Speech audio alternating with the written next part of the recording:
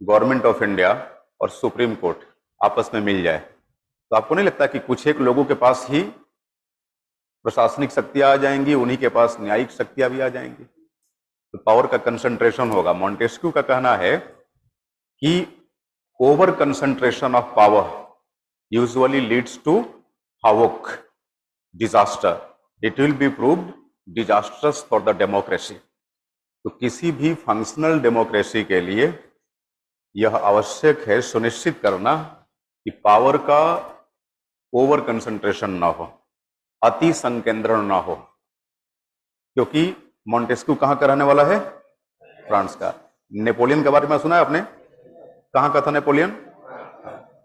France का ना। हाँ, उसने राजशाही के विरुद्ध क्रांति की, लोकशाही स्थापित करने के लिए, और सत्ता में आने के बाद फिर क्या किया? फिर राजशाही की तरफ चला गया।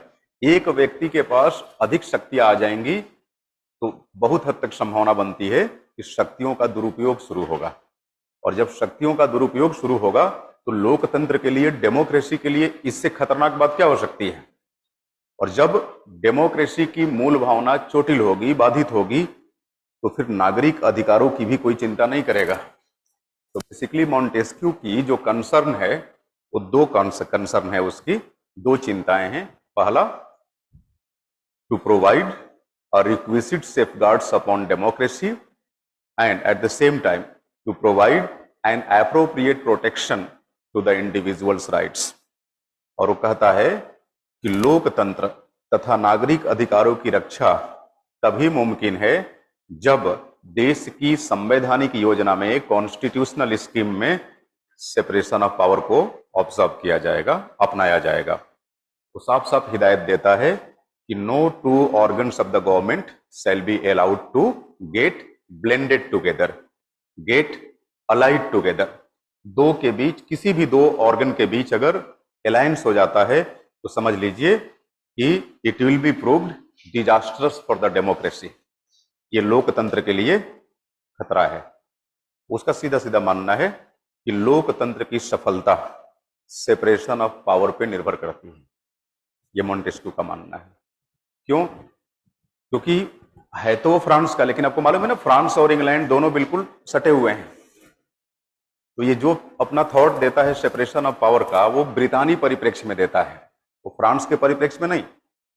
वो देखता है कि मेरे यहाँ की जो व्यवस्था है, मतलब हमारे यहाँ डेमोक्रेसी का बड़ी आसानी से गला घोट दिया गया नेपोलियन के द्वारा, और वहीं दूसरी तरफ देखता है इंग्लैंड में, यार इंग्लैंड की जो अनरिटन कॉन्स्टिट्यूशनल स्कीम है कितना अच्छे तरीके से कॉन्स्टिट्यूशनलिज्म को निभा रही है। और वो गलती से बेसिकली इंग्लैंड के समाज का अध्ययन कर लिया, और इसकी थ्योरी कहां कारगर साबित हो गई? शासन के अंगों पर। इंग्लैंड का समाज उन दिनों सीधे तौर पे 3 वर्गों में बटा हुआ था, 3 क्लासेस में। एक को मॉन्टेस्क्यू ने मान लिया कि राजा रानी का घराना, ब्रिटिश क्राउन। दूसरे को मान लीजिए उसकी पार्लियामेंट के 2 हाउसेस है ना, House of Commons, House of Lords. तो हाउस ऑफ लॉर्ड्स को मान लिया कि देश के जो अरिस्टोक्रेटिक क्लास है, सम्भ्रांत तबका है, उसके लिए हाउस ऑफ लॉर्ड्स है, और हाउस ऑफ कॉमन्स जनसामान्य के लिए। और देखा कि ये तीनों बड़े अच्छे तरीके से काम कर रहे हैं, मिलजुल के काम कर रहे हैं।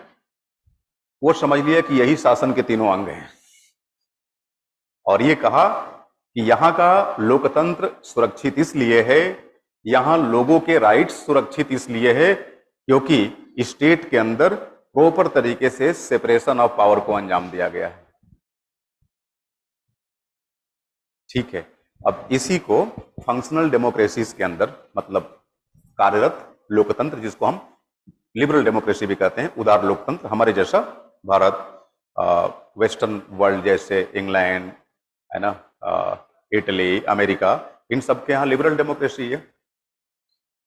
तो लिबरल डेमोक्रेटिक वर्ल्ड में एक ट्रेंड चल पड़ा कि नहीं, हमें अपनी कॉन्स्टिट्यूशनल स्कीम में सेपरेशन ऑफ पावर को अपनाना होगा। मकसद यही था कि पावर का ओवर कंसंट्रेशन रोकना है ना। तो सेपरेशन ऑफ पावर का मकसद यही है।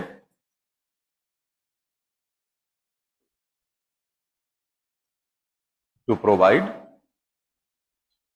limitations upon